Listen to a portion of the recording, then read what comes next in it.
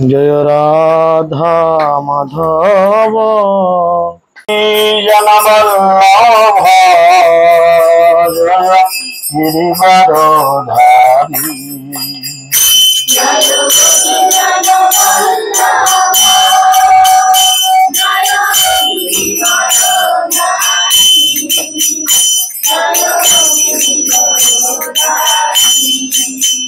जय यशोदनंदन व्रज जनरंजन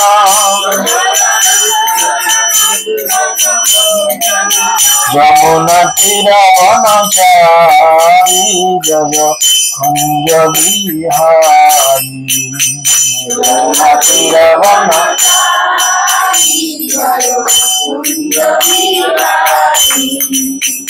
जय राधा माधव जय कुंज बिहारी।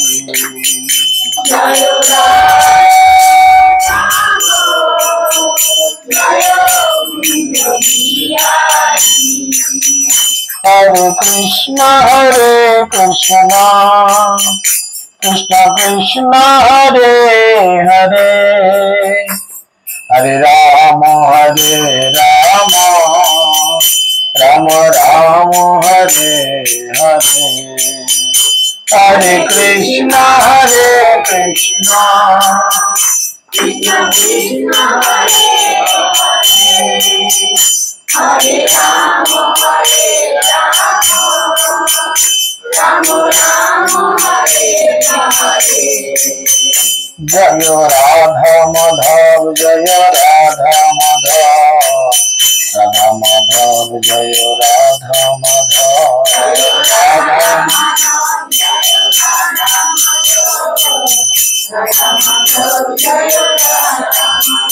जय गौर निताय पंच तत्व जय गौर निताय।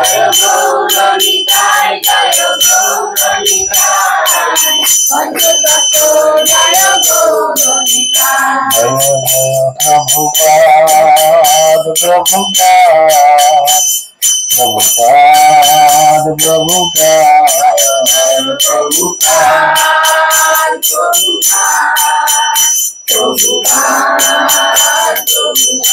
जय जय गुरुदेव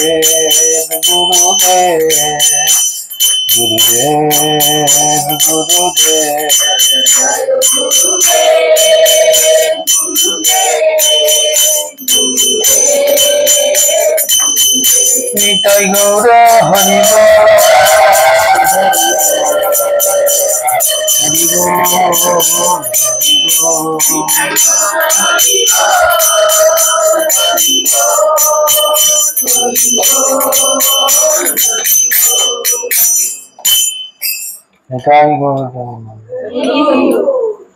ओम अज्ञानं तिमिरन्धस्य ज्ञानाञ्जनशलाकया चक्षुरुन्मीलितं येन तस्मै श्रीगुरवे नमः। नमोऽयं विष्णुपादाय कृष्णपृष्ठाय भूतले श्रीमते जयपदकाशामिनिति नामिने। नमो आचार्यपादाय निताय कृपाप्रदायिने गौरगदाधामदाय नगरग्रामतारिणे। नमो विष्णुपादाय कृष्णपृष्ठाय भूतले श्रीमते भक्तिवेदान्त स्वामिनिति नामिने।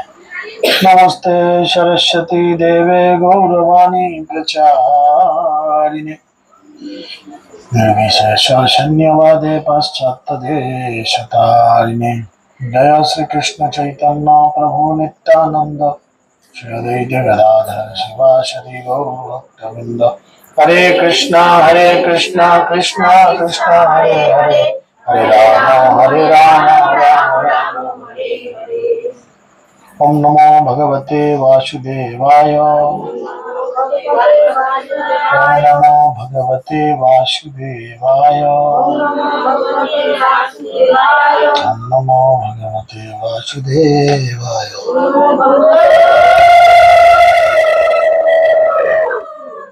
नारायणं नमस्कृतं नरं चैव नरोत्तमं देवीं सरस्वतीं व्यासं ततो जयमुदीरये। मुखं करोति वाचालं पङ्गुं लङ्घयति गिरिं यत्कृपातमहं वन्दे श्रीगुरु दीनतारिणं परमानन्दमाधवं श्रीचैतन्येश्वरं श्रीचैतन्यमनाभीष्टं स्थापितं येन भूतले शागिरूपकदामयं ददाति शोधान्तिकम् नित्यप्रायशो भद्रेषु नित्यं भगवत सेवया भगवते रुक्तं श्लोके भक्तिर्भवति निष्ठिकी। जय श्री कृष्ण चैतन्य प्रभु नित्यानंद श्री अद्वैत गदाधर शिवासदि गौर भक्तवृंद। हरे कृष्ण कृष्ण कृष्ण हरे हरे हरे राम राम राम। जय चैतन्य चरितामृत की, कृष्णदास की ब्रज गोस्वामी की, श्री प्रभुपाद की पावन गुरुदेव की गौर प्रमानंद। हरे कृष्ण। सकल के आंतर्जातिक कृष्ण भवन अमृत संघ तथा इस्कन प्रधान कार्यालय मायपुर चंद्रोदय मंदिर एवं नमकटार पक्ष থেকে প্রীতি শুভেচ্ছা এবং অভিনন্দন। আমরা নিত্যম ভগবত সেবায়া এই সংকল্পের মধ্যে দিয়ে চৈতন্য চরিতামৃত ধ্যান করার চেষ্টা করছি। গতকাল আমরা কি আলোচনা করেছিলাম?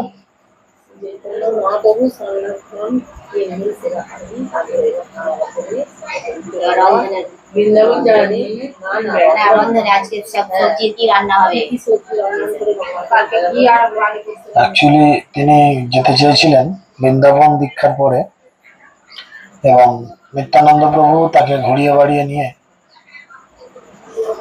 চলে এসেছিলেন এখানে আমাদের শান্তিপুরে অদ্বৈতাচার্যের গৃহে। আর অদ্বৈতাচার্য বলছিলেন কিভাবে, একটু আস্তে কথা বলতে পারবে গিয়ে বললাম, নাহলে দরজা ভেজিয়ে দেন, বলে একটু ভলিউমটা কমান।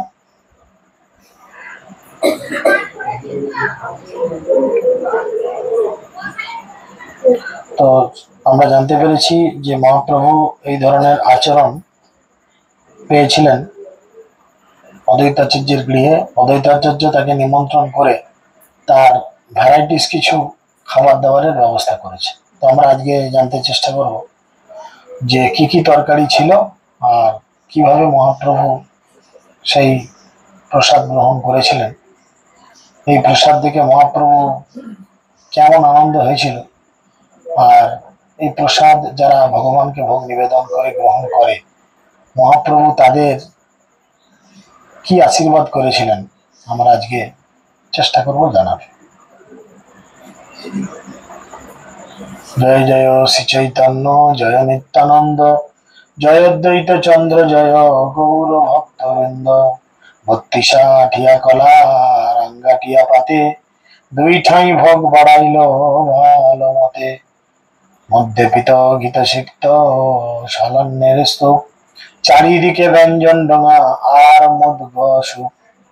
আমরা কালকে জেনেছিলাম 3 ভাগের 1 ভাগ বাড়া হয়েছে ধাতুর পাত্রে, আর 2টো বাড়া হয়েছে সেই বড় লম্বা কলা পাতা, গোটাটা না কেটে লম্বা কলা পাতা বিছিয়ে দেওয়া হয়েছে।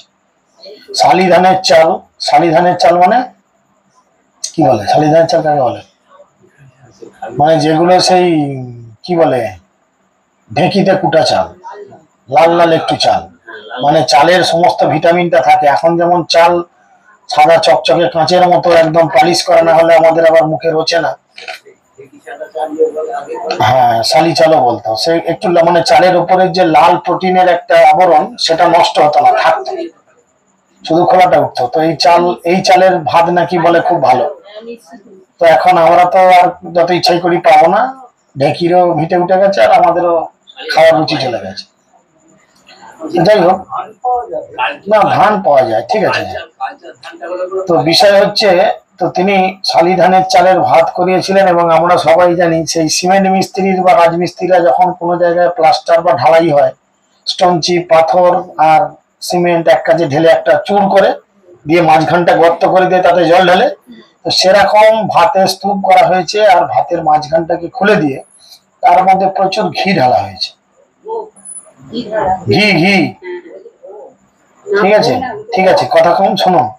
সেই অন্যের স্তূপের চারপাশে ছিল কলা পাতার ডোঙায় নানাবিধ ব্যঞ্জন।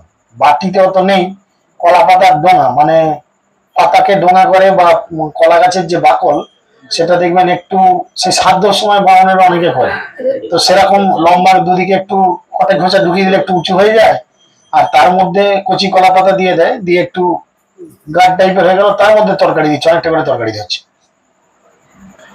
এবং তাতে নানাবিধ ব্যঞ্জন রয়েছে এবং মুগের ডাল রয়েছে, সাদ্রক্য বস্তুক শাক বিভিন্ন প্রকার, পটল কুষ্মাণ্ড বড়ি মান কচুয়া।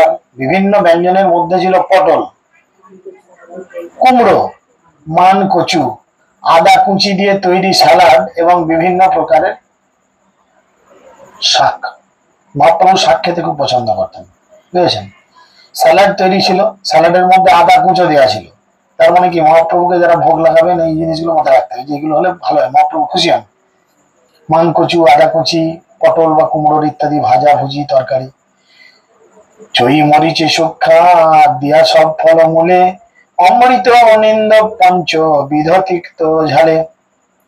চই মরিচ দিয়ে 5 প্রকার তিতো, বুঝেছেন। চই মরিচ বলতে কি জানেন, কি বলেন তো? গোলমরিচ, যেটা ও ঝালের সুখত রান্না করা হয়েছিল, একটু ঝাল ঝাল কোনো সবজি রান্না করা হয়েছিল, যার স্বাদ অমৃতের স্বাদকেও হার মানায়। প্রথম পাতে তিতো এবং ঝাল সবজি, কমল নিম্বপত্র সহ ভাজা বার্তা কি, পটল ফুলবড়ি ভাজা কুষ্মাণ্ড মান চাকি। তিনি বলছেন কি কি ছিল, কচি কচি নিম পাতা দিয়ে বেগুন ভাজা। হ্যাঁ, আর খিদে পেয়ে যায় না কেন দেখবেন, কচি কচি নিম পাতা দিয়ে বেগুন ভাজা, আর ফুলবড়ি দিয়ে পটল ভাজা। ফুলবড়ি মানে দেখবেন বাড়িতে মায়েরা অনেক সময় সেই ছোট ছোট বড়ি দেয় না, বড় বড় সাইজের বড়ি না, ছোট ছোট বড়ি। তো সেই ছোট ছোট বড়ি দিয়ে পটল ভাজা হয়েছিল, এবং কুমড়ো এবং মান কচুও ভাজা হয়েছিল।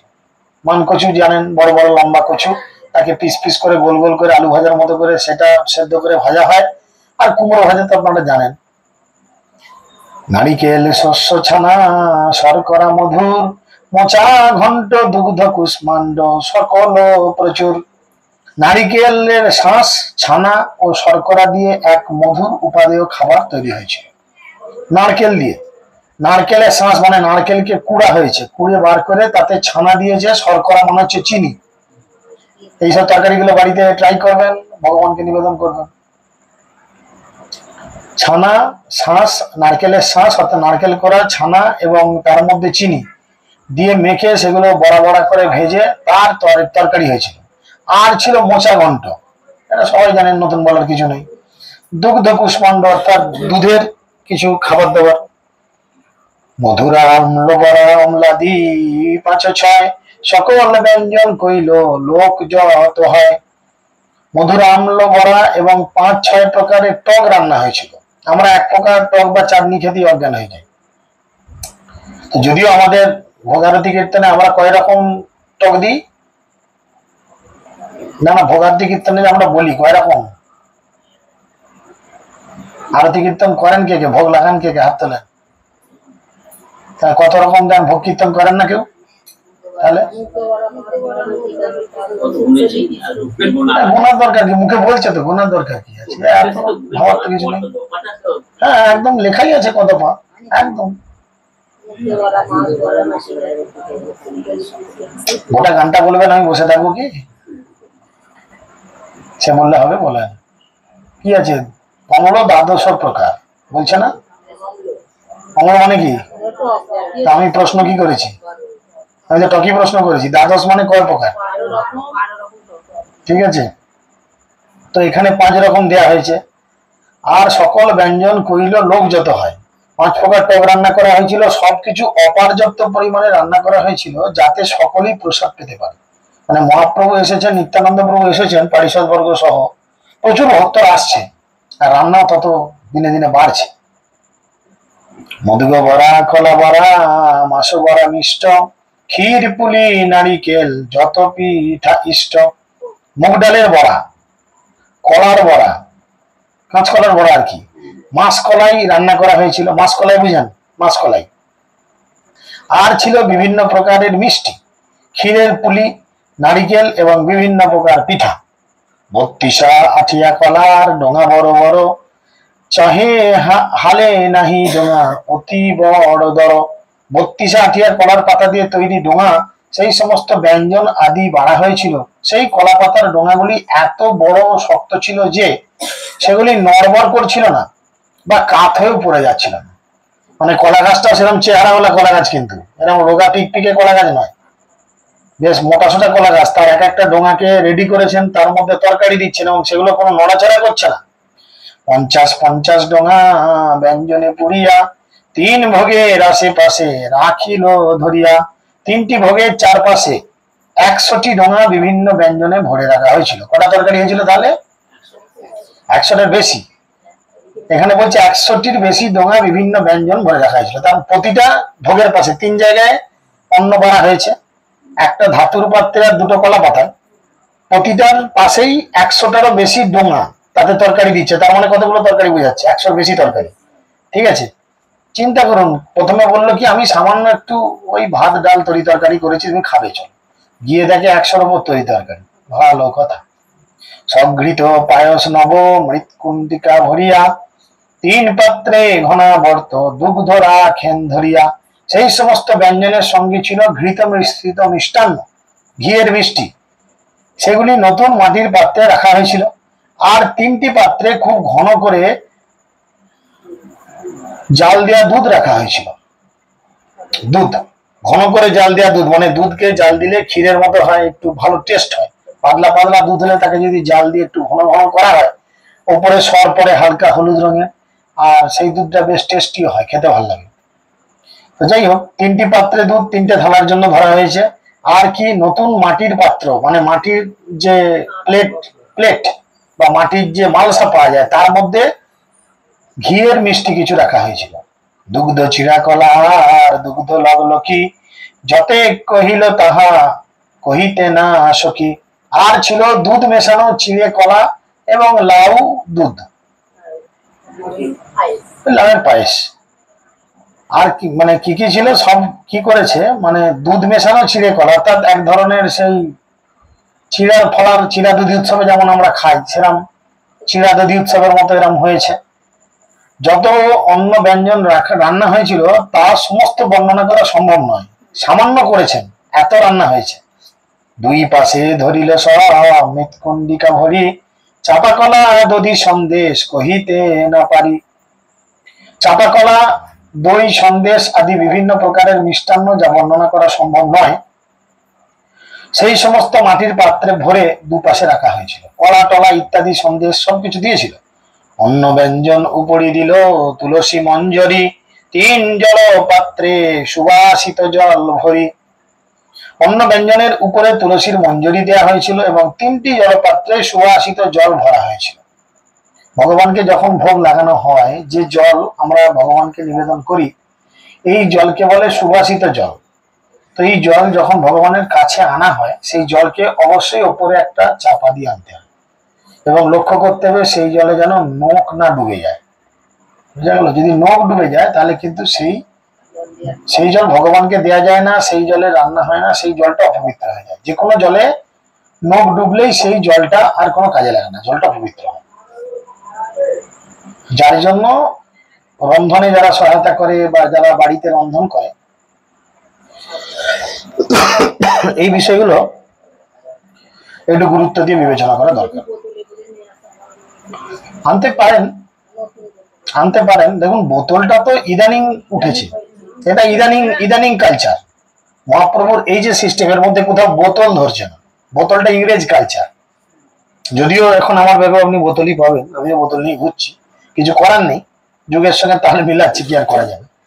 কিন্তু বোতল এটা ইংরেজ কালচার, এটা ভারতীয় কালচার বা ভারতীয় শিক্ষা সংস্কৃতি নয়। ভারতীয় শিক্ষা সংস্কৃতি হচ্ছে এই ধুতি পাঞ্জাবি, কিন্তু আমাদের সেটা বলে লোকে হাসবে, প্যান্ট জামা পরবে, ইংরেজদের নকল করে, তাহলে ঠিক আছে। তো যাই হোক, এইভাবে তো হলো। আর কি হয়েছে, 3টে পাত্রে জল ভরা হয়েছে। 3 শুভ্র পীঠার উপরি বসন, এই রূপে সাক্ষাৎ কৃষ্ণে করাইল ভোজন। নরম সাদা কাপড় দিয়ে 3টি আসন পাতা হয়েছিল। ভগবানের আসন যেন খুব সুন্দর হয়, খুব নরম হয়, খুব ভালো হয়, এগুলো লক্ষ্য রাখা দরকার। এভাবে সাক্ষাৎ কৃষ্ণকে যেন ভোজন নিজের হাতে করিয়েছিলেন। আরতি কালে 2 প্রভু বলাইল, প্রভু সঙ্গে সবে আসি আরতি দেখিল। এইভাবে ভোগ নিবেদন করার পর ভোগ আরতির সময় অদ্বৈত আচার্য প্রভু চৈতন্য মহাপ্রভু ও নিত্যানন্দ প্রভুকে ডেকে পাঠালেন এবং 2 প্রভুর সঙ্গে সকলে এসে আরতি দর্শন করলেন। যখন ভোগ লাগানো হয় তখন কিন্তু কাউকে দেখতে দেওয়া হয় না, যিনি ভোগ লাগান তিনি লাগান, আর ভেতরে তো গুরুদেব বা তার গুরুদেব এইভাবে থাকেন পরম্পরারা, তাদের মাধ্যমে তিনি ভোগ লাগান এবং ভগবানকে সেই রন্ধনকৃত ভোগ গ্রহণ করার জন্য তিনি আহ্বান করেন, করে বাইরে বেরিয়ে আসেন, এসে একমালা জপ করেন বা যারা ব্রাহ্মণ দীক্ষিত ভক্ত গায়ত্রী করেন, করে দরজায় টোকা মেরে ঢুকে প্রণাম করে তারপরে ভগবানকে আচমন করিয়ে সেই ভগবানের উচ্ছিষ্ট গুরুবর্গ বা গুরুদেবকে পারিষদ বর্গ সহ সেটা পাওয়ার জন্য আহ্বান করেন এবং পরে পরে গুরুদেব বা পারিষদ বর্গেরও আচমন করিয়ে দেন, দিয়ে তারপরে গেট খোলেন। এটা হচ্ছে ভোগ লাগানোর সঠিক পন্থা বা পদ্ধতি। তো এই পদ্ধতি মেনটেন করা অবশ্যই দরকার, অনেকে ভুলভাল করেন, এগুলো শেখা দরকার। করতে পারেন, ওটা দুপুর বেলা। আপনি এখন ভজ ভগত করবেন কি না, দুপুরে যদি সম্ভব হয় কীর্তন করা উচিত, যদি সম্ভব হয়, এটাই চেষ্টা করতে, যদি সম্ভব মানে আপনাকে করতে হবে। কোনোদিন হয়তো সমস্যা হলো এক আধ দিন, সেটা আলাদা কথা, চেষ্টা করতে হবে যেভাবে ভোগ কীর্তন লেখা রয়েছে কীর্তনটা করার। ঠিক আছে, যদি দেখা গেল কোনো কারণে সমস্যা আমাদের সারা জীবনই থাকবে, তা বলে আমরা যে কীর্তন ভোগ কীর্তন করা ছেড়ে দেবো, হ্যাঁ আরতি করা ছেড়ে দেবো, একটা ধূপ দেখিয়ে চলে আসবো, এগুলো কিন্তু ঠিক নয়। আলে কালে ঠিক আছে, মানা যেতে পারে, কিন্তু প্রতিদিন এই অভ্যাসটা বাজে অভ্যাস। তো আরতির সময় আমরা সব ভক্তদের যেমন বলি ভোগ দর্শন করুন, প্রণাম করে উঠে দাঁড়ান, আরতি দর্শন করুন, সেরকম অদ্বৈতাচার্য প্রভু তিনি নিত্যানন্দ প্রভু মহাপ্রভু দুজনকে ডেকেছেন এবং ডেকে আরতি দর্শন করতে বললেন সবাইকে নিয়ে। আরতি করিয়া কৃষ্ণে করালো শয়ন, আচার্য আসি প্রভুরে তবে কইলা নিবেদন। আরতির পর শ্রীকৃষ্ণকে শয়ন দেওয়া হলো, দুপুরবেলা শয়ন দেওয়া হয়। তারপর অদ্বৈতাচার্য প্রভু এসে চৈতন্য মহাপ্রভুকে বললেন, এবার তো খাবার পালা, এতক্ষণ রান্না হয়ে গেছে, ভোগ নিবেদন হয়ে গেছে, সব জেনে গেছি কি কি দেওয়া হয়েছে, আর বলা যাবে না, এত তরকারি বলে দিয়েছে গ্রন্থকার, প্রসাদ সেবার কথা।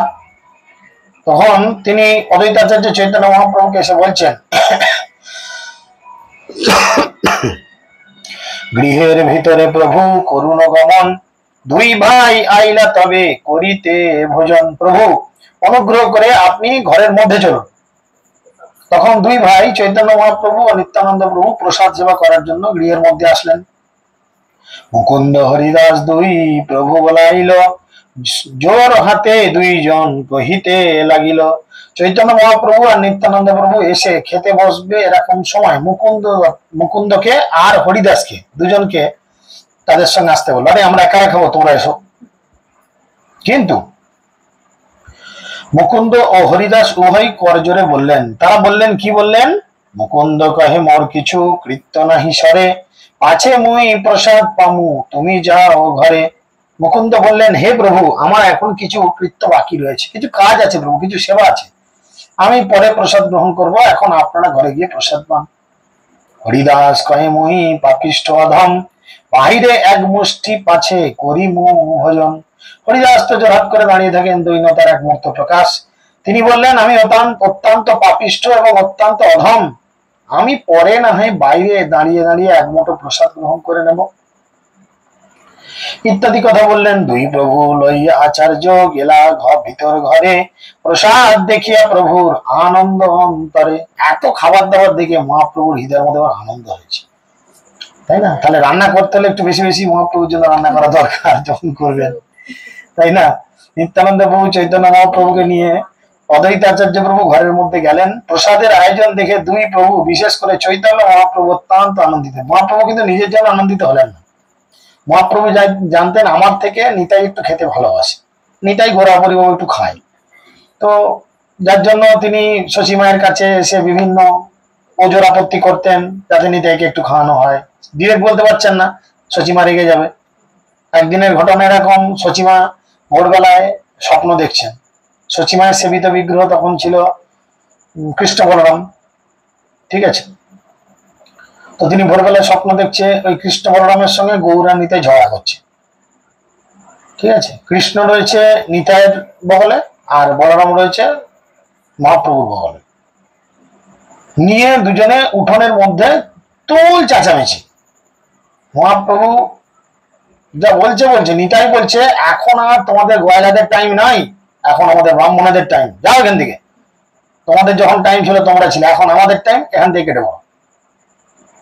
এইসব দেখে শচীমত ভয়ে আঁতকে উঠেছে। খুব বড় সুন্দর একটা লীলা রয়েছে চৈতন্য ভাগবতে, বৃন্দাবন দাস ঠাকুর বলেছেন। সেই দেখে তো শচীমা ভয় খেয়ে গেছেন। সে ভয় খেয়ে লাফিয়ে উঠেছে, বাপরে বাপ, এই ঘটনা কেন হলো? সঙ্গে সঙ্গে তিনি নিমাইকে বলেছেন, হ্যাঁ রে নিমাই, এরাম দেখেছি। নিমাই দেখছে এই সুযোগ, বললে মা তুমি এক কাজ করো, নিতাইকে পেট ভরে খাইয়ে দাও আজকে, কিছু ভালো ভালো রান্না করে, দেখবে এরকম স্বপ্ন আর তুমি দেখবে। তো উনি যখনই সুযোগ পেতেন নিতাইকে একটু বেশি খাতির যত্ন করতেন, কারণ নিতাই ছিল অবধূত, নিতাইয়ের তো কেউ কোথাও নাই।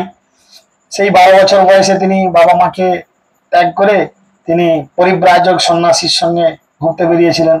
যখন ওনার 30 বছরের উপর বয়স, তখন তিনি মহাপ্রভুর সঙ্গে মিলিত হয়েছিলেন এবং এই আচরণ করেছিলেন। তাই তিনি বলছেন আমি এরকম করবো না, বরঞ্চ এই ব্যাপার।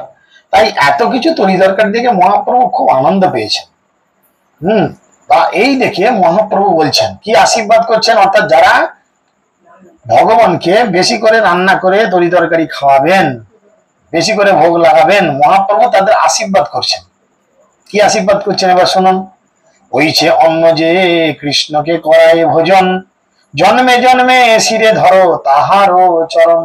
মহাপ্রভু বলছেন, যিনি শ্রী চৈতন্য মহাপ্রভু এতই আনন্দিত হয়েছিলেন যে তিনি তখন বলেছিলেন, এই ধরনের অন্ন সবজি তরি তরকারি ব্যঞ্জন যিনি শ্রীকৃষ্ণকে ভোজন করান, জন্ম জন্মান্তরে আমি তার চরণ আমার মস্তকে ধারণ করি। চিন্তা করুন, তার মানে কি মহাপ্রভু তার বাড়ি থেকে একটুও নড়েন না। তা আপনারা যদি চান ভগবানের জন্য এত সুন্দর কিছু রন্ধন করে ভগবানকে দিয়ে, সামনে রাধাষ্টমী আসছে, ইচ্ছা করলে আপনারাও পারেন। শ্রীমতী রাধারানী যিনি ভগবানের আর এক প্রকাশ, আল্লাদিনী শক্তি, কৃষ্ণ এবং রাধারানী অভিন্ন, এটা জ্ঞান করে যদি শ্রীমতী রাধারানীর এই আবির্ভাব তিথিতে শ্রীমতী রাধারানীর জন্য চান কিছু করবেন, করতে পারেন, সুযোগ রয়েছে। প্রভু জানে 3 ভাগ কৃষ্ণের নৈবেদ্য, আচার্যের মন কথা নহে প্রচুর বেদ্য। ঘরে ঢুকে চৈতন্য মহাপ্রভু 3টি ভাগে ভোগ দর্শন করে মনে করেছিলেন যে সেই সবই হচ্ছে কৃষ্ণের নৈবেদ্য। আচার্য ঠাকুর তো জানেন, অদ্বৈত আচার্য তো জানেন, কারণ মহাপ্রভু নিজেকে কোনোদিন ভগবান বলে স্বীকার করবেন না সরাসরি। উনি যখন ভাবে যান আলাদা কথা, সরাসরি উনি কোনোদিন নিজেকে ভগবান বলে স্বীকার করবেন না। কেন না, মহাপ্রভু নিজে ভক্তভাব অঙ্গীকার করে এসেছিলেন। ঠিক আছে, তিনি ভক্তভাবে এসেছিলেন। তাই অদ্বৈত আচার্য জানতেন এই নিত্যানন্দ প্রভু হচ্ছেন স্বয়ং বলরাম, তিনি শঙ্কর্ষণ, আর মহাপ্রভু তিনি হচ্ছেন ব্রজেন্দ্রনন্দন ভগবান শ্রীকৃষ্ণ।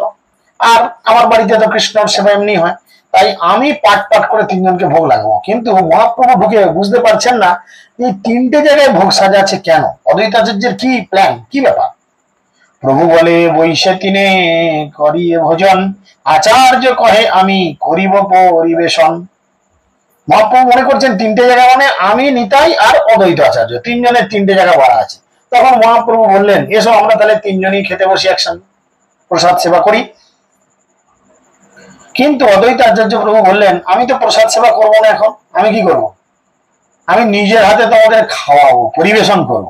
ভালো কথা, অনুষ্ঠানে বসিব আর আনো 2 পাত, অল্প করি আনি তাহে দেহ ব্যঞ্জন ভাত।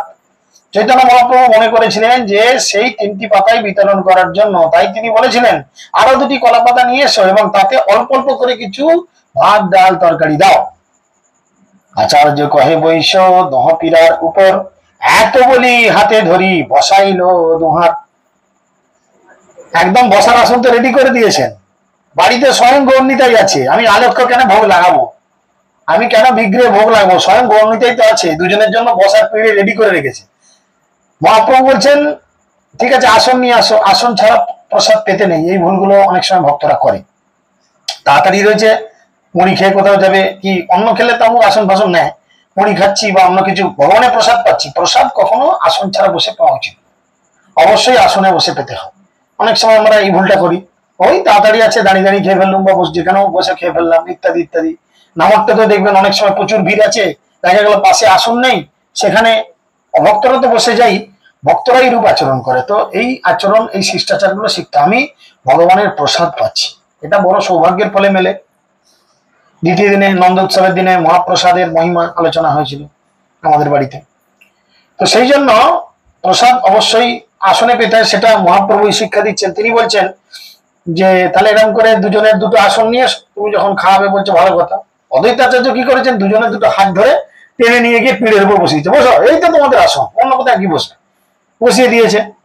তাদের বসালে প্রভু কহে সন্ন্যাসীর ভক্ষ নহে উপকরণ, ইহা খাইলে কইছে হয় ইন্দ্রিয়ের বারণ। মহাপ্রভু বলছেন আচ্ছা আমি তো সন্ন্যাসী, সন্ন্যাসী কি কখনো এত খাবার খায়? বেশি খেলে কি হবে? বেশি খেলে কি হবে? ইন্দ্রিয়গুলো ক্ষমতা বাড়বে, তখন ইন্দ্রিয়গুলো ভোগ করতে চাইবে। একটা বাংলা প্রচলিত কথা আছে না, খেতে পেলে শুতে চায়, বলে না, সেরকম। তাহলে আমি খাবো, আমার ইন্দ্রিয়গুলো বেগবান হবে, বলবান হবে, তখন এই ইন্দ্রিয়গুলো ভোগ করতে চাইবে। আর আমি তো সন্ন্যাসী, আমি তো ইন্দ্রিয় ভোগের জন্য জগতে আসিনি, আমি এসেছি ইন্দ্রিয়গুলোকে ভগবানের সেবায় লাগানোর জন্য। তাহলে আমি কি করে এই কাজটা করতে পারি? তিনি এই কথা বললেন, ইন্দ্রিয় দমন করা উচিত আমার। আর তুমি যে আমাকে খ্যাটন খটন দিয়েছ, এতে কি ইন্দ্রিয় দমন হবে? হ্যাঁ, এত তরি তরকারি ডাল, এত ঘি, এত খেলেই আমার শরীর গরম হয়ে যাবে। তাই তিনি বলছেন আচার্য কহে ছাড়ো তুমি আপনারও চুরি, আমি সব জানি তোমার সন্ন্যাসের ভুরি ভুরি। তখন অদ্বৈতাচার্য বলছে বাড়ির বাবারা, বাড়ির ঠাকুমারা, বাড়ির দাদুরা বা বয়স্ক মানুষরা যেমন শাসন করে, এই শাসনটা আদরের শাসন। ঠাকুমারা করে না, ঠাকুমা দিদিমারা করেন অনেক সময়, এই চুপ করে খাওয়া, মানে এমন কানটা মুলে দেবো না। দেখুন এই শাসনটার মধ্যে কি মনে হয় সত্যি কান মুলে দিল? এই শাসনটার মধ্যে একটা ভালোবাসা আছে না? অদ্বৈতাচার্য ঠিক সেরকম করে বলছে ছাড়ো তো তোমার ওসব সন্ন্যাস ফন্যাস, আমি জানি তুমি কেন সন্ন্যাসী হয়েছো। হ্যাঁ, শেখাচ্ছ কেন সন্ন্যাসী হয়েছো, তাই না? একটা 15 লাখ টাকার গাড়ি পাচ্ছ, যেখানে যাচ্ছ প্রণামী পাচ্ছ, পকেটে ভর্তি, পু করে গলায় মালা পাচ্ছ, বসার জন্য জায়গা পাচ্ছ। তারপরে কোনো বাড়িতে যদি দেখে বলি মাতাজি আপনাদের চাষের কুমড়ো নাকি, ব্যাস আর বলতে হবে না, চাষের হোক আর কেনে হোক, প্রভুর গাড়িতে কুমড়ো চলে গেল সঙ্গে সঙ্গে। হ্যাঁ, ব্যাপার আছে। তাহলে তুমি কেন সন্ন্যাসী হয়েছো আর কেন প্রভু হয়েছো আমাকে শেখাচ্ছ না? অদ্বৈতাচার্য বলছে আমাকে সব কিছু জানি, আমি সব জানি। তিনি বলছেন পরিবেশিত অন্ন গ্রহণ করতে অস্বীকার করলেন, তখন অদ্বৈতাচার্য বললেন আমি তোমার সমস্ত লুকোচুরি ধরে ফেলেছি, তুমি লুকোচুরি ছাড়ো, আমি তোমার সব কথা জানি, আর তোমার সন্ন্যাস গ্রহণের গোপন কারণটি আমার জানি। ভোজন করো ছাড়ো অসন চাতুরি, প্রভু কহে এত অন্ন খাইতে না পারি। মহাপ্রভু তখন অদ্বৈতাচার্য তখন রেগে গিয়ে বলছে পাগামি করো না তো, যা দিয়েছি চুপচাপ খেয়ে নাও। শাসন করেছে চুপচাপ খেয়ে নাও, 3 দিন তুমি খাওনি, কত কষ্ট তোমার, কত খিদা লেগেছে। হ্যাঁ, তো এসব বাক চাতুরি ছাড়ো, এসব কথার চাতুরি। আমরা অনেক সময় বলি না পেটে খেতে মুখে লাজ, বাবা খিদে পেয়েছে মল না রে ভাই, মুখে খিদে পেয়েছে, সেই বলছি এত ভাত কি করে খাবো। অনেক সময় নতুন জামাই শ্বশুরবাড়ি গেলে করে, আরে সব খাবে, ন্যাকামো করছে, ও লজ্জাতি বাবু আমার নাই। তো যাই হোক, সেরকম এক পাত খেতে দিচ্ছে, এত খেতে পারবো না, হাত তুলুন, কি করে হবে, ওমা দেখছে তরকারি ভালো হয়েছে, ভাত নেবে নিয়ে আসো একটু, যা দিয়েছুন তার ডবল ফের খেলে। হ্যাঁ, এরকম ব্যাপার আছে। তাই বলছে যে তিনি যদি সব খেতে না পারেন তাহলে সেগুলো তো পাতেই পড়ে থাকবে। তখন বলছেন যে আমি তাতে খেতে পারবো না। আচার্য তখন বলছেন আচার্য বলে অকপটে করহ আহার, যদি খাইতে না পারো পাতে রহিবে একবার। আরে দিয়েছি চুপচাপ খাও, যদি খেতে না পারো পাতে পড়ে থাকবে, ব্যাস আমি বুঝে নেবো। আর আচার্য তো চাইছে পাতে পড়ে থাকলে কি হবে, ভগবানের উচ্ছিষ্ট পাবো, আমার কি আছে, আমার তো কোনো চাপ নেই। প্রভু বলে এত অন্ন নাড়িব খাইতে, সন্ন্যাসীর ধর্ম নহে উচ্ছিষ্টরা রাখিতে। মহাপ্রভু দিকে সন্ন্যাসীর কেরামতি দেখাচ্ছে। তিনি বলছেন না না, সন্ন্যাসী তো কাউকে নিজে হাতে উচ্ছিষ্ট রাখে না, সন্ন্যাসীর যতটুকু প্রয়োজন ততটুকুই নেয়, ব্যাস, না ফেলে রাখবে না কারোর জন্য উচ্ছিষ্ট রাখবে। সন্ন্যাসীর তেরম কাজ নয়, উচ্ছিষ্ট রাখা উচিত নয়। তখন তিনি আচরণ বলছেন আচার্য বলে নীলাচলে যাও নীলাচলে খাও 54 বার, একবারে অন্ন খাও শত শত ভাঁড়। তুমি আমাকে শেখাচ্ছ খেতে পারবে না, নীলাচলে তুমি তো সারাদিনে 54 বার খাও। কে খায় নীলাচলে 54 বার? জয় জগন্নাথ, জগন্নাথ খায় 54 বার। হ্যাঁ, নীলাচলে তুমি 54 বার খাও, আর একবারে শত শত হাঁড়ির ভাত খাও তুমি। আর এখানে 1 হাঁড়ি ভাত খেতে কষ্ট হচ্ছে। হ্যাঁ, কারণ অদ্বৈতাচার্য তো জানে ওইটা মানে স্থির অচল জগন্নাথ, আর এটা হচ্ছে সচল জগন্নাথ। 3 জনার ভক্ষপিণ্ড তোমার 1 গ্রাস, তার লেখার এই অন্ন নাহে 5 গ্রাস। 3 জনের একসঙ্গে 3টে বড় মানুষ একসঙ্গে পেট ভরে যতটা ভাত খায়, তোমার 1 গা বলে সেই ভাতটা যায়, আর তুমি শেখাচ্ছ। হ্যাঁ, তুমি শেখাচ্ছ, এসব হবে না। অদ্বৈত বললেন 3 জনার ভক্ষ তোমার এক গ্রাসও নয়, সেই তুলনায় এই অন্ন তোমার 5টি গ্রাসও তো হবে না, 5 গালা তো ভাত দেয়া নেই, তাই না? 5 জনেরও ভাত দেয়া নেই। মোর ভাগ্যে মোর ঘরে তোমার আগমন, ছাড়হ চাতুরি প্রভু করহ ভোজন। অদ্বৈত আচার্য প্রভু বললেন, প্রভু আমি পরম সৌভাগ্যের ফলে তোমার দর্শন পেয়েছি, তোমার কৃপা পেয়েছি, তাই তুমি আমার ঘরে এসেছো, দয়া করে এখন ছলচাতুরি ছাড়ো, ভোজন করো। হ্যাঁ, ছলচাতুরি ছাড়ো, ভোজন করো। আমাদের নামাটের মধ্যে এই সুযোগ আমাদের আছে, থাকি না? আছে কি নেই? কি করে আছে বলেন তো? গণিতেই তো আমাদেরও আছে, নেই? গুরু মহারাজের প্রদত্ত গৌরনীতেই তো আমাদেরও আছে। তো আপনারা ইচ্ছা করলে বাড়িতে গৌরনীতাকে একটু নেমন্তন্ন করে খাওয়াতে পারেন, পেটুক গৌরনীতাই তো আমার খাওয়াতেই পারেন। একটু ভক্তরাও প্রসাদ পেলো আর গৌরনীতার কৃপা হলো, ছোটখাটো অনুষ্ঠানও হলো, রথ দেখা, কলা বেচা সবই হবে। আপনি নিজের মতো করে গৌরনীতার জন্য আইটেম চিন্তা করলেন যে আমার বাড়িতে আজকে গৌরনীতায় আসবে। আজকে তো তরকারি শুনলেন কত রকম কি হয়েছে, তো এই তরকারি এই সবজি কিনতে নিশ্চয়ই লাখ টাকা খরচা হবে না, তাই না? করা যেতে পারে। তো সেই জন্য তিনি বলছেন তার কত সৌভাগ্য, বলছে কত সৌভাগ্যের ফলে আজ তুমি আমার বাড়িতে এসেছো, তোমাকে আমি খাওয়াতে পারছি, একদিন খাওয়াতে পেরে এরকম। আর আমরা ইচ্ছা করলেই অমনি থেকে যখন তখন খাওয়াতে পারছি, তাই নাকি? মোর ভাগ্য মোর ঘরে তোমার আগমন, ছাড়ো চাতুরি প্রভু করহ ভোজন। এত বলি জল দিল 2 গোসাইয়ের হাতে, হাসিয়া লাগিলা 2 ভোজন করিতে। এই বলতে বলতে দুজনের হাতে জল দিল। খাওয়ার আগে হাত ধুতে হয়, এটা একটা শিষ্টাচার। খাওয়ার আগে হাত মুখ পা এগুলো ধুয়ে খেতে বসতে হয়, আবার খাওয়া হয়ে গেলে হাত পা মুখ ধুয়ে তারপর অন্য কোনো সেবায় লাগবে। তো হাত ধুতে ধুতে তখন দুইজনে খুব হাসতে লাগছে। কে কে? নিত্যানন্দ প্রভু আর মহাপ্রভু দুজনে হাসছেন যে অদ্বৈত আচার্য প্রভু এমন আমাদের দুজনকে ডোজ দিচ্ছে, কিছু বলার নেই। মোস্ট সিনিয়র, মহাপ্রভু থেকে 50 বছর বয়সে বড়, বলছে কিছু করার নেই, তার মুখের উপর কিছু বলতে পারছি না। এটা এখনের যুগ নয় যে বাইরের বড়রা কিছু বললে মুখে চোপা করবো। চুপচাপ শুনলো। এতক্ষণ নিতাই চুপচাপ ছিল, শুনেছে। এবার নিতাই কিছু বলবে। নিত্যানন্দ কহে কইনু 3 উপবাস, আজই পারনা করিতে ছিল বড় আস। নিতাই বলছে সত্যি কথা বলতে কি জানো অদ্বৈত আচার্য প্রভু, 3 দিন ধরে আমি উপোস করেছি এই গৌরের সাথে। আজকে আমাদের যে পারণ হবে এটা আমি বুঝতেই পেরেছিলাম, তা আমার খুব খিদে লেগে যাবো, আমি আর থাকতে পারছি না। তিনি আজকে উপবাস ভঙ্গ করবো, আশা করেছিলাম আজ পারণ বা উপবাস ভঙ্গ করবো। আজি উপবাস হইল আচার্য নিমন্ত্রণে, অর্ধপেট না ভরিবে এই গ্রাসে কন্যে। এবার নিতাই আরম্ভ করেছে, হ্যাঁ এইটুকু রান্না করেছে, এটা আমার পেট ভরবে? হ্যাঁ, আচার্য ঠাকুর এইটুকু করেছে। আচার্য কহে তুমি হও তৈত্বিক সন্ন্যাসী, কভু ফলমূল খাও কভু উপবাসী।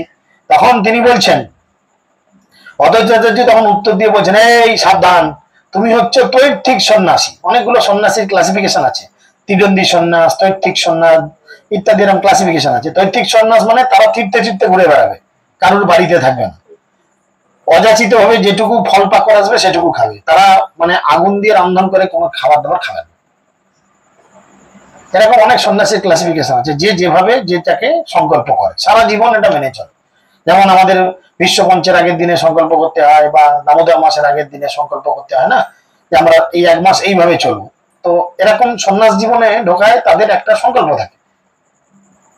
তো অদ্বৈত আচার্য তাকে মনে হচ্ছে, এই তুমি বড় বড় কথা বলো না, তুমি হচ্ছে তৈত্বিক সন্ন্যাসী, সারা জীবন তো তীর্থে তীর্থে ঘুরে বেড়ালে। উনি 12 বছর থেকে 30 বছর তো বিভিন্ন তীর্থে ঘুরেছেন, তো তোমার তো উচিত ফল পাকড় খাওয়া। তুমি বড় বড় কথা বলছো কি, এত সবজি তরকারি করেছি, তুমি তো না চাইতে অনেক কিছু পেয়েছো। বুঝতে পেরেছি অদ্বৈত? অ্যাকচুয়াল দুজনেই ইয়ার্কি মারছে, কিন্তু এটা সিরিয়াস নেবেন না, এটা ইয়ার্কি হচ্ছে। অনেক সময় ভক্ত ভক্তি ইয়ার্কি হয় না, এরা ইয়ার্কি হচ্ছে। দরিদ্র ব্রাহ্মণ ঘরে যে পাইলা মুষ্টিক অন্ন, ইহাতে সন্তুষ্ট হও ছাড়ো লোভ মন। আমি দরিদ্র ব্রাহ্মণ এবং তুমি আমার গৃহে এসেছো, সুতরাং তোমার লোভী মনোবৃত্তি পরিত্যাগ করে যেটুকু অন্ন পেয়েছো চুপচাপ সাথে সন্তুষ্ট থাকো। কে বলছে? অদ্বৈত আচার্য বলছেন। অদ্বৈত আচার্য বলছেন, কাকে বলছেন? নিত্যানন্দ বাবু। দেখো আমি গরিব ব্রাহ্মণ, গরিব মানুষ, যেটুকু জোড়াতে পেরেছি চুপচাপ খাও। এত লোভ ভালো নয়, তুমি সন্ন্যাসী, তোমার তো লোভ কিসের? হ্যাঁ, বুঝতে পেরেছেন? জানে নিতাই যখন তখন চড়ান করে রেগে যায়, কেউ কিছু বললেই হঠাৎ করে তেলে বেগুনে জ্বলে যাবে, আবার ঠান্ডা হয়ে যাবে। তো সেরকম এত তো লোভ ভালো নয়। নিত্যানন্দ বলে যাবে কইলে নিমন্ত্রণ, তত দিতে চাহ যত করিয়ে ভোজন। নিতাই বলছে এটা কি করে হয়? নিমন্ত্রণ করেছো মানে কি, যাকে নিমন্ত্রণ করেছো সে যতক্ষণ খেতে চাইবে, যতটা খেতে চাইবে তাকে তো ততটা দিতে হবে, তা কি হ্যাঁ কি না? আপনার বাড়িতে যদি আপনি আমাকে নিমন্ত্রণ করেন, আমি যতক্ষণ না পেট ভরে গেছে বলে উঠে পড়ছি আসন থেকে, ততক্ষণ আপনি আমাকে খাবার দাবার সবজি দিতে বারণ করবেন? আপনার কি ধর্ম? যতক্ষণ আমি খাই খেতে, তাতে যদি আপনি খেতে নাও পান তবু আচ্ছা। তখন নিতাই বলছে, নিত্যানন্দ প্রভু উত্তর দিয়ে বলছেন, আমি যাই হয় না কেন, তুমি আমাকে তোমার গৃহে নিমন্ত্রণ করেছো, ডেকে এনেছো, নিমন্ত্রণ করেছো, সুতরাং আমি যত ভোজন করতে চাই তোমাকে তত খেতে দিতে হবে, এটা তোমার ধর্ম। এ তো বললো বেশ ফ্যাসাদে রে ভাই। শুনি নিত্যানন্দের কথা ঠাকুর অদ্বৈত কহেন তাহারে কিছু পাইয়া পীড়িত। নিত্যানন্দ প্রভুর কথা শুনে অদ্বৈত আচার্য প্রভু সুযোগ পেয়ে তার সঙ্গে পরিহাস করে বললেন, নিতাইকে আরেকটু খোঁচা মারছে অদ্বৈত আচার্য। কি খোঁচা মারছে? ভ্রষ্ট অবধূত তুমি উদর ভরিতে সন্ন্যাস লইয়াছ বুঝি ব্রাহ্মণ দণ্ডিতে। লজ্জা করে না তোমার? তুমি হচ্ছে ভ্রষ্ট মানে ভণ্ড কোথাকার একটা। চিন্তা করো, নিতাইকে নিতাইকে বলছেন তুমি একটা ভণ্ড কোথাকারে।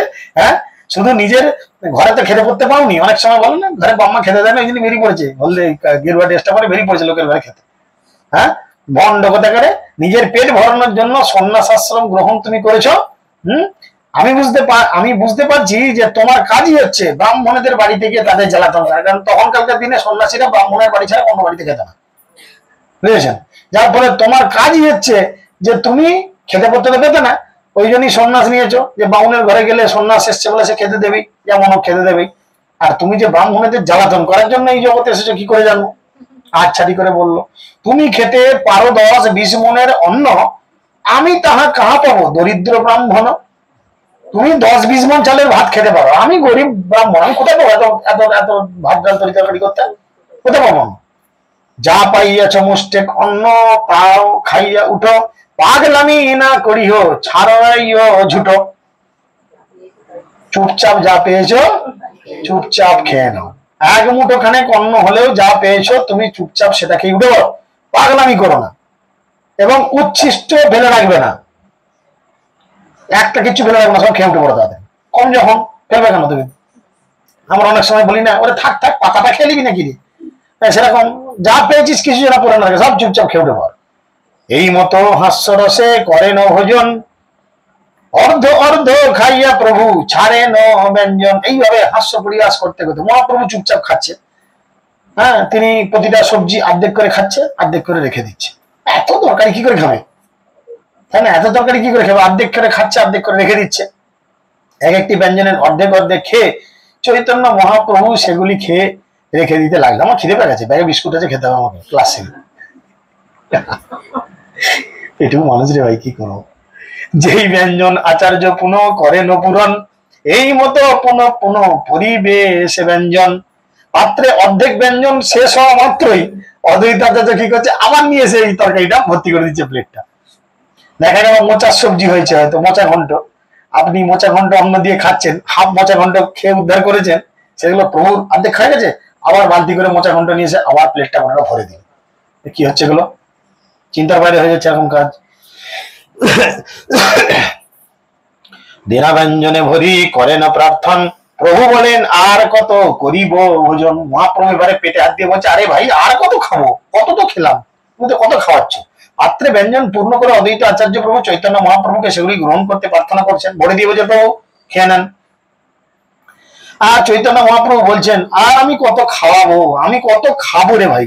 আচার্য কহে, যে দিয়াছি তাহা না ছাড়িবা, এখন যে দিয়ে তার অর্ধেক খাইবা। বললো আগে যেটা দিয়েছিলাম গোটাটা খেয়ে নিতে হবে, আর এখন যেটা দিয়েছি এর অর্ধেক খেয়ে, ঠিক আছে আমি তোমার মানে তোমার মাফ হচ্ছে, ক্ষমা হচ্ছে তোমাকে, ঠিক আছে তুমি না পারলে এখন যেটা দিলাম এর অর্ধেক, মানে আগেরটা গোটা ফুল প্লেট খেতে হবে, আবার এইটার যা দিয়েছে এর হাফ প্লেট খেতে হবে। ভালো কথা।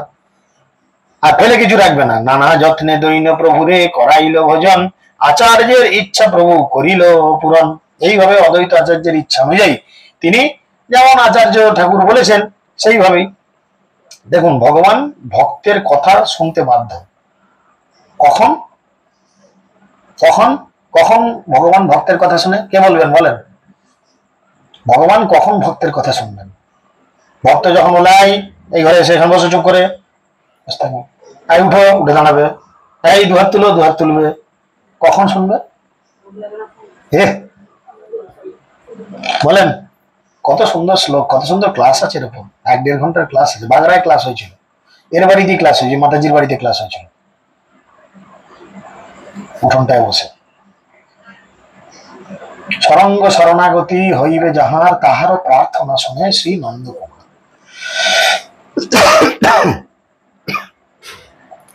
শরণাগতির 6টি অঙ্গ যখন আমরা সঠিকভাবে করব, তখন নন্দকুমার কৃষ্ণ আপনার প্রার্থনা শুনবেন, আপনার কথা শুনবেন, আপনি যা বলবেন তাই করবেন। একে মেরে দিয়েছো, মেরে দিয়ে চলে আসবে। এখন মহাপ্রভু তো অদ্বৈতাচার্যের কথা শুনলো, এদিকে একে তো খোঁচা মেরে একদম মাথার আগুন জ্বালিয়ে দিয়েছে নিতাইকে। এমনি অবধূত হুট করতে রেগে যায়, খেপে লাল হয়ে আছে। কি করে দেখি। মহাপ্রভু তো অদ্বৈতাচার্য যেমন বলেছেন,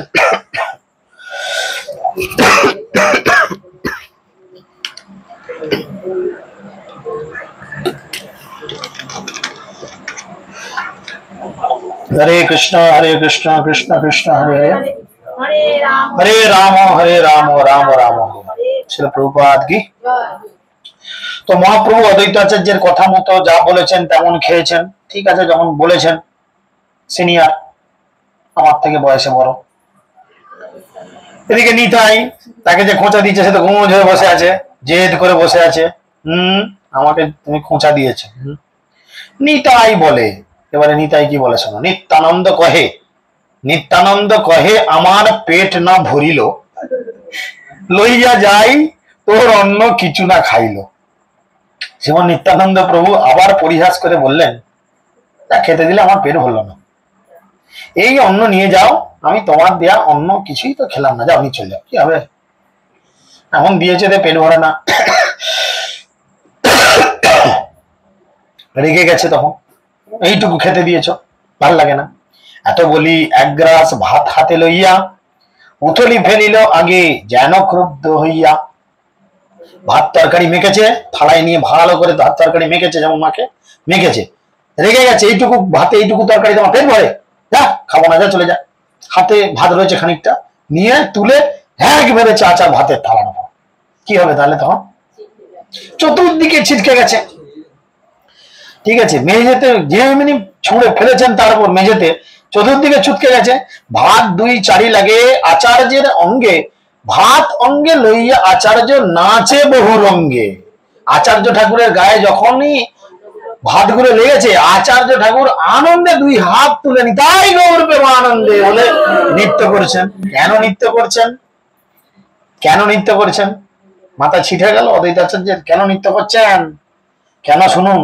অবধূতের ঝুটা লাগিল মোর অঙ্গে, পরম পবিত্র মোরে কইল এই ঢঙ্গে। নিতাইয়ের উচ্ছিষ্ট আমার গায়ে লেগেছে, আজ আমার বড় সৌভাগ্য যে আমার শরীর মন হৃদয় সব পবিত্র হয়ে গেল। তাই নিতাই আমাকে কৃপা করেছেন। তোরে নিমন্ত্রণ করি পাইনু তার ফল, অদ্বৈতাচার্য বলছেন, তোরে নিমন্ত্রণ করি পাইনু তার ফল, তোর জাতি কুল নাহি সহজে পাগল। আরে পরিহাস করে অদ্বৈতাচার্য বললেন, নিত্যানন্দ তোমাকে নিমন্ত্রণ করে আজ আমি উপযুক্ত ফল পেয়েছি। তোমার কোনো জাত নেই, কোনো কুল নেই, তুমি একটি পাগল। আপনার সমমরে করিবার তারে, ঝুটা দিলে বিপ্র বলি ভয় না করিলে। আজ আমি চাই তোমার মতো পাগল হতে। নিতাই কিসে পাগল? নিতাই গৌরাঙ্গ নামে পাগল, গৌরাঙ্গের প্রেমে পাগল। তাই আমি তোমার মতো পাগল হতে চাই। তাই তুমি তোমার উচ্ছিষ্ট আমার শরীরে দিয়ে আমাকে ব্রাহ্মণ বলে তুমি ভয় করলে না, তুমি নির্ভয়ে আমার শরীরে সেই উচ্ছিষ্ট অন্ন ছুঁড়ে মারলে, আর আমি তার কৃপায় তোমার মতো পাগল হতে পারবো। আমার বড় সৌভাগ্য। নিত্যানন্দ বলে, এ কৃষ্ণের প্রসাদ, ইহাকে ঝুটা কহিলে তুমি কহিলে অপরাধ। নিতাই তখন বলছেন, এটি কৃষ্ণ প্রসাদ, একে তুমি উচ্ছিষ্ট বললে, এঁঠো বললে। আমরা অনেক সময় বলি না, আমার এঁঠো পাত, এঁঠো হাত, এঁঠো থালা, আমার এঁঠো খাবার। অ্যাকচুয়ালি ওটা আপনার এঁঠো নয়, তার ফলে তোমার অপরাধ হয়। কারণ এগুলো আমাদের জানা দরকার। সতেক সন্ন্যাসী যদি করা ভোজন, তবে এই অপরাধ হইবে খণ্ডন। কেউ যদি বলে ফেলে এটা এঁঠো, আমার এঁঠো, তাতে এত অপরাধ হয় যে 100 সন্ন্যাসীকে ডেকে একসঙ্গে খাবার খাওয়ালে তবে সেই অপরাধ খণ্ডন হয়। আমরা বলেছি কিনা? কিন্তু একশো সন্ন্যাসী জুটান এখন। আচার্য কহে না করিবা সন্ন্যাসী নিমন্ত্রণ, সন্ন্যাসী নাছিল মর সর্বস্মৃতি ধন। তখন আচার্য জোহাত করে বলছে, না না বাবা, এই সন্ন্যাসী টন্যাসী খাই আমার খুব শিক্ষা হয়েছে, তোমাদের দূরে সন্ন্যাসীকে ডেকে খাইছি, আমি আর জীবনে সন্ন্যাসীকে ডেকে খাবো না। হ্যাঁ, আমি সন্ন্যাসীকে নিমন্ত্রণ করব না, কেননা একজন সন্ন্যাসী আমার ব্রাহ্মণোচিত স্মৃতি ধর্ম সব নষ্ট করে দিয়েছে, তাই না? ব্রাহ্মণ সবসময় হাই ফাই জায়গায় থাকবে, উঁচুতে থাকবে, কিন্তু তোমার কৃপায় তোমার কোনো জাত নাই, নিতাই কোনো জাত নাই, তাই না? নিতাই কোনো জাত নাই, নিতাই মন ধনমন, নিতাই মোর জাতি, কীর্তনে আছে না, নিতাই বিহনে মোর কি হইবে গতি। তো সেই নিতাই তোমার কোনো জাত নাই, তুমি আমার জাত পর্যন্ত নিয়ে নিয়েছো, এত তোমার কৃপা, এত তোমার দয়া। এত বলি দুইজনে করাইল আচমন, উত্তম শয্যাতে লইয়া করাইল শয়ন। তারপর অদ্বৈতাচার্য প্রভু শ্রীমান চৈতন্য মহাপ্রভু নিত্যানন্দ প্রভুকে আচমন করালেন, মানে হাত মুখ ধুইয়ে দিলেন, এবং তারপরে তাদের উত্তম শয্যাতে নিয়ে গিয়ে শয়ন করালেন। লবঙ্গ এলাচি বীজ উত্তম রসবাস, তুলসী মঞ্জরি সহ দিল মুখবাস। হজমলা, হজমলার কাজ হচ্ছে। আমরা অনেক সময় বিয়ে বাড়িতে নিজেদের স্ট্যাটাসটা খুব হাই ফাই দেখানোর জন্য কি করি, হজমলা, কিন্তু এই হজমলাটা জমলা জিনিসগুলো উচিত। তো অদ্বৈতাচার্য প্রভু দুই ভাইকে মুখবাস রূপে লবঙ্গ আর এলাচির বীজ এবং তুলসী মঞ্জরি দিলেন, যা খেয়ে তাদের মুখে খুব সুন্দর সুগন্ধ। লবঙ্গর মুখে একটা, লবঙ্গর বেশ একটা ভালো গন্ধ, এলাচের, ছোট এলাচের একটা গন্ধ আছে, তুলসী মঞ্জরিরও গন্ধ আছে। সুগন্ধি চন্দনে লিপ্ত কইল কলেবর, সুগন্ধি পুষ্প মালা আনি দিল হৃদয়ের উপর। দুজনের শ্রীঅঙ্গে সুন্দর চন্দন লেপন করে দিলেন, আর সুন্দর সুগন্ধি ফুলের মালা তাদের পরিয়ে দিলেন।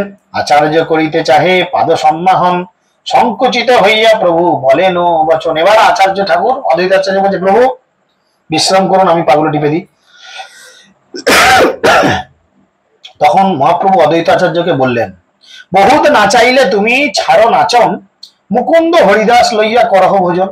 তুমি অনেক নাচন, আমাদের নাচিয়েছ ঠাকুর, আর কেন, এবারে হরিদাস আর মুকুন্দকে ডাকো, ওদের নিয়ে একটু খেতে বসো। তবে তো আচার্য সঙ্গে লইয়া দুইজনে করিল ইচ্ছায় ভোজন, যে আছিল মনে। তখন কি করলেন, তখন অদ্বৈত আচার্য প্রভু মুকুন্দ হরিদাসকে সঙ্গে নিয়ে প্রসাদ সেবা করতে গেলেন এবং মনের আনন্দে ভোজন করতে লাগলেন। কি খেলেন? মহাপ্রভু নিত্যানন্দ প্রভু উচ্ছিষ্ট করে রয়েছে। শান্তিপুরের লোক শুনি প্রভুর আগমন, দেখিতে আইল লোক প্রভুর চরণ। শান্তিপুরের লোকেরা যখন চৈতন্য মহাপ্রভুর আগমনের বার্তা পেলেন, তখন সবাই কি করলেন, ভিড় ভিড় করে দলে দলে লক্ষ লক্ষ কোটি কোটি লোক। বৃন্দাবন দাস ঠাকুর তার চৈতন্য ভাগবতে বর্ণনা করেছেন, বলছে গর্ভবতী নারী, পেটে বাচ্চা আছে, সে গঙ্গার উপরে দাঁড়িয়ে আছে, ছোট একটা নৌকা, কত পেরোবো, লাখ লাখ লোক দাঁড়িয়ে, একটা নৌকায় কত লোক পেরোবে, তারা তরস হয়েছে না। মহাপ্রভু নদীর উপরে শান্তিপুরে রয়েছে এটা দেখার জন্য কলা গাছের কি বলে ভেলা, ভেলা করতে পারেনি, একটা কলা গাছের কাণ্ডটা, সেটাকে নিয়ে গর্ভবতী মা জলের মধ্যে ঝামড়ে দিয়েছে, যা হবে হবে, কেননা ওপারে মহাপ্রভু আছে দেখতে যাবে।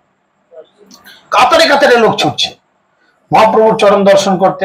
হরি হরি বলে লোক আনন্দিত হইয়া, চমৎকার পাইল প্রভুর সৌন্দর্য দেখিয়া। সবাই মহাপ্রভুকে দর্শন করছেন আর দুই হাত তুলে বলছেন, হরি বল হরি বল। গৌর দেহ কান্তি সূর্য জিনিয়া উজ্জ্বল, অরুণ বস্ত্র কান্তি তাহে করে ঝলমল। তারা দেখলেন চৈতন্য মহাপ্রভুর শ্রীঅঙ্গের উজ্জ্বল কান্তি যেন সূর্যের উজ্জ্বলতাকেও নিষ্প্রভ করে দিয়েছে, চকচকে একদম সুন্দর তার কাপড়। গৌরিক বসন, তার শ্রীঅঙ্গ ঝলমল করছে। গৌরিক বসন মানে গেরুয়া কাপড়, সন্ন্যাসীর ড্রেস তো আর অন্য কালার হবে না, গেরুয়া। আর গেরুয়া মানে সূর্য উঠবে যখন সূর্যের কালারটা কিরকম থাকে, গেরুয়া, তাই না? তো তাকে যেন নিষ্প্রভ করে দেবে এমন মহাপ্রভুর শ্রীঅঙ্গতে ঝলমল করছে।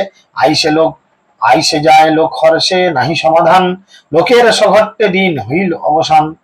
সন্ধ্যাতে আচার্য আরম্ভিল সংকীর্তন, আচার্য নাচেন প্রভু করেন দর্শন। নিত্যানন্দ গোসাই বলে আচার্য ধরিয়া, হরিদাস পাছে নাচে হরষিত হইয়া। তো সন্ধ্যাবেলায় তিনি ভজন কীর্তন আরম্ভ করলেন, সারাদিন প্রচুর লোকজন আসলেন। এদিকে নবদ্বীপে মা রয়েছেন, মায়ের কাছে খবর দিতে বলেছেন, মা আসেনি এখনো, খবর এখনো মায়ের কাছে পৌঁছায়নি যে আমার গৌর এসে পৌঁছেছে শান্তিপুরে অদ্বৈত আচার্যের বাড়িতে। নিতাইকে পাঠালেন, অদ্বৈত আচার্য নিতাইকে পাঠালেন, যাও সচিমাকে গিয়ে খবর দাও, কারণ সন্ন্যাস করেছে, সে তো মায়ের বাড়িতে যাবে না, মা যেন তাকে দূর থেকে এসে দেখে। তাই নিতাই নিজে গেলেন। নিতাই গিয়ে কি দেখলেন, তিনি অবাক যে আজ 4 থেকে 5 দিন হয়ে গেল বাড়িতে হাঁড়ি চাপেনি, রন্ধন তো দূরের কথা, হাঁড়ি চাপেনি। বিষ্ণুপ্রিয়া দেবীকে যেমন মহাপ্রভু তার উপাসিত খড়ম আর একটি বিগ্রহ দেখিয়ে বলেছিল আমি এটা অভিন্ন, সেই বিগ্রহ আজও আছে। মহাপ্রভু থাকাকালীন যে 4টি বিগ্রহ তৈরি করিয়েছিলেন, যেটা মহাপ্রভু আর এই বিগ্রহ অভিন্ন, সেই 4টি বিগ্রহের 3টি বিগ্রহ কিন্তু আমাদের পশ্চিমবঙ্গে আছে, একটি আছে বৃন্দাবন। তার মধ্যে প্রথম কি না, তার মধ্যে প্রথম রয়েছে বিষ্ণুপ্রিয়া দেবীর সেবিত বিগ্রহ ধামেশ্বর মহাপ্রভু, যারা নবদ্বীপ শহরে রয়েছে। দ্বিতীয় কি, দ্বিতীয় রয়েছে গৌর গদাধর, যেটা চম্পাহাটিতে রয়েছে, বুঝেছেন, গৌর গদাধর যেটা চম্পাহাটিতে রয়েছে, দেখেছেন নিশ্চয়ই, যারা পরিক্রমা গেছেন তারা দর্শন করেছেন। যাই হোক, আর আরেকটি রয়েছে অম্বিকা কালনাই, সেখানে রয়েছে ঝলক দর্শন গৌর নিতাই। কখনো হেঁটে এরা চলে যায় তো কাঠের গৌর নিতাই দাঁড়িয়ে থাকে, আর এদের যখন বলে তোমাদের দরকার, কাঠের গৌর নিতাই দরকার নেই, তখন এরা এসে সিংহাসনে দাঁড়িয়ে যায়, কাঠের গৌর নিতাই তখন মানুষের মধ্যে হেঁটে চলে যায়। না, ওটা ঝলক দর্শন ওই জন্যই বলে, এক মুহূর্তের জন্য দেখবে আবার দরজা দিয়ে দেবে, কারণ আপনি যদি প্রাণ ভরে দেখেন গৌর নিতাই বেদি ছেড়ে আপনার হৃদয়ে চলে আসবে, আর হৃদয়ে চলে এলেই ব্রাহ্মণ বুঝবে গৌর নিতাই ফাঁকা হয়ে গেছে, সঙ্গে সঙ্গে আপনাকে দেখবে আসুন আসুন আসুন আসুন। এরকম অনেক শুদ্ধ ভক্তের সঙ্গে হয়েছিল। তো এই 3টি, আর একটি রয়েছে বৃন্দাবনে সনাতন গোস্বামীর সেবিত গৌর নিতাই। এই 4টি মহাপ্রভু থাকা অবস্থা নিজে দাঁড়িয়ে থেকে মানে কাঠমিস্ত্রিকে বলেছে আমাকে দেখো আর বানাও, তিনি মহাপ্রভুকে দেখেছেন বানিয়েছেন, দেখেছেন বানিয়েছেন। তাহলে এই কাঠের বিগ্রহ যা দেখছেন আর মহাপ্রভু স্বয়ং, এর মধ্যে কোনো ভেদ নেই। মহাপ্রভু ঘোষণা করেছেন এই বিগ্রহ আমি, এর মধ্যে কোনো প্রভেদ নেই, বুঝতে পেরেছেন। আর শ্রী শ্রীমৎ জগন্নাথ গোস্বামী গুরুদেবের কৃপায় আমাদের বাড়িতে যে গৌর নিতাই গুরু মহারাজ দিয়েছেন সেবার জন্য, দেখবেন ওই 4টি গৌর নিতাইয়ের মুখ আর এই গৌর নিতাইয়ের মুখ একদম এক, কোনো পার্থক্য নেই, শুধু সাইজে ছোট বড়, মুখ হাত পা একদম সেম অ্যান্ড ইকুয়াল। লক্ষ্য করে দেখবেন, যদি কোনোদিন সুযোগ হয় অন্য কোথাও গিয়ে অন্য হয়। তো যাই হোক, এই ঘটনা ঘটেছে, নিতাই গেছে, গিয়ে দেখছে কি বিষ্ণুপ্রিয়া দেবী ওইভাবে মহাপ্রভুর খড়ম, হ্যাঁ, এবং মহাপ্রভু যা বলেছেন তিনি তার স্বামীর আদেশ মান্যতা দিয়ে চুপচাপ ক্রন্দন করছেন। মা কোথায়, মা কোথায় খুঁজছে, মা কোথায় না, মা চতুর্দিকে কাঁদতে কাঁদতে রাস্তায় ঘুরে বেড়াচ্ছে, চতুর্দিকে চিৎকার করছে নিমাই নিমাই নিমাই নিমাই করে চিৎকার করছে আর কাঁদছে। আর যাকে দেখছে তাকে জিজ্ঞেস করছে তোমরা আমার নিমাইকে দেখেছো? আমার নিমাই বড্ড খেতে ভালোবাসতো, আজ কতদিন ওর জন্য আমি রান্না করিনি, খিদায় ওর পেটটা ঢুকে গেছে। মা যেমন ভাবে ছেলের প্রতি একটা বাৎসল্য প্রেমে, ইত্যাদি ইত্যাদি চিন্তা করেছেন, পাগলের মতো এর কাছে ছুটছেন। আর মেয়েদের যে শাড়ির আঁচলটা এখানে থাকে, সেই আঁচলটা কোমর থেকে রাস্তায় লুটাচ্ছে, পাগলের মতো সচিমা ছুটছেন, চুল আলু ধালু করা রয়েছে, যেখানেই শুনছে হরিনাম হচ্ছে, যেখানেই শুনছে কেউ হয়তো গুজব ছড়াচ্ছে, ওই দিকে গেছে নিমাই দেখলাম, ছুটতে ছুটতে ছুটতে ছুটতে জেনেছেন নিদয়ার ঘাটের কাছ থেকে, এই ঘাট দিয়ে নিমাই পেরিয়েছে, সেখানে গিয়ে নিদয়ার ঘাটকে প্রশ্ন করছেন তুমি তো বড় দয়াময়, তুমি তো এই জগৎকে দয়া করার জন্য এসেছো, জগৎবাসীকে দয়া করছো, আজ থেকে আমি তোমার নাম দিলাম নিদয়া, তোমার কোনো দয়া নেই, মায়া নেই, মমতা নেই, তুমি মায়ের হৃদয় থেকে ছেলেকে কেড়ে নিয়েছো। কিন্তু প্রকৃতপক্ষে সেই নিদয়া নয়, প্রকৃত দয়া করেছেন। আর যদি মহাপ্রভু গৃহত্যাগ না করতেন আমরা কি আজ কিছু পেতাম? তো তিনি গিয়ে সচিমাকে প্রণাম জানালেন, সচিমাকে বললেন, নিতাই জানে সচিমা কিসে খুশি, গিয়ে তিনি বললেন মাগো খুব খিদা লেগেছে। আর মা যতই রেগে থাক, ছেলে যদি বলে খিদা লেগেছে তাহলে কিন্তু মা খুব তৎপর হয়ে যায়। নিতাই গিয়ে বলছে মা খুব খিদা লেগেছে, কিছু খাওয়াবে না? তখন কাঁদতে কাঁদতে নিতাইকে জড়িয়ে ধরে বলল হ্যাঁ অবশ্যই তাকে খাওয়াবো, বলে বিষ্ণুপ্রিয়া দেবীর কাছে আসলেন, এসে রন্ধন করলেন, বলল তোমার নিমাই সন্ন্যাস গ্রহণ করে এখানে এসে পৌঁছেছে, তুমি চলো তোমার নিমাইকে দর্শন করবেন। মা তো আনন্দে উৎফুল্ল হয়ে গেছে, ছেলের দর্শন পাবো। পাড়া প্রতিবেশী সবাইকে বলছে এই শুনেছো শুনেছো, আমার নিমাই শান্তিপুরে অদ্বৈতের বাড়িতে এসে উঠেছে, চলো সবাই মিলে ছেলের দর্শন করে আসি, দেখে আসি। ছুটতে ছুটতে গিয়ে বিষ্ণুপ্রিয়া দেবীর কাছে গেছে, বিষ্ণুপ্রিয়াকে গিয়ে বলছে বৌমা তুমি যাবে না, নিমাই এসেছে অদ্বৈতের বাড়িতে। বিষ্ণুপ্রিয়া দেবী, আপনার হলে কি করতেন? ড্যাং ড্যাং করে বেরিয়ে পড়তেন। বিষ্ণুপ্রিয়া দেবী কিন্তু স্বামীর নির্দেশকে মান্যতা দিলেন, বলেন না আমি যাব। কত প্রেম, কত শ্রদ্ধা, কত ভক্তি, আমি যাব না। তিনি নীরবে নিভৃতে সবার আড়ালে চোখের জলে বুক ভাসিয়ে দিলেন, কিন্তু কোথাও গেলেন। এদিকে সচিমা আসলেন, দূর থেকে এসে নিমাইকে দেখলেন, আনন্দে বিহ্বল হলেন। আমরা পরবর্তী ক্লাসগুলো শুনতে পাবো যে অদ্বৈত আচার্য সচিমাকে দিয়ে রন্ধন করাচ্ছেন, সচিমা আরো ভ্যারাইটিস পদ রান্না করছে। মহাপ্রভু খেতে বসে মুখে যেমনি দিচ্ছে, আরে এ তো আমার মায়ের রান্না। ছেলে তো জানবে মায়ের রান্না কিরকম। তো সেই ধরনের লীলা আমরা পরবর্তী যে যে জায়গায় ক্লাস আছে সেখানে শ্রবণ করতে পারবো। হরে কৃষ্ণ কৃষ্ণ কৃষ্ণ হরে হরে, হরে রাম রাম রাম